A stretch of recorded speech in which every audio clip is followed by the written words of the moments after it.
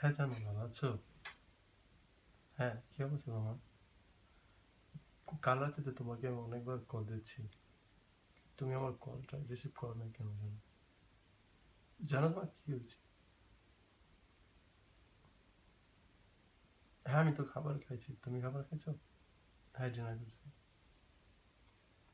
না জানো, এই তো চলতেছে মোটামুটি। তো জানো, একটা কথা তোমাকে বলার ছিল, যেটা আমি একটু আগে শুনতে পাচ্ছি, যা তুমি আমাকে বলনি। বা আমার আত্মীয় কে বলেনি জিনিসটা। আমি জানি না কিভাবে বলবো তোমাকে। যা- তোমার তো আমি শুনলাম তোমার নাকি বিয়ে হয়ে গেছে গতকাল।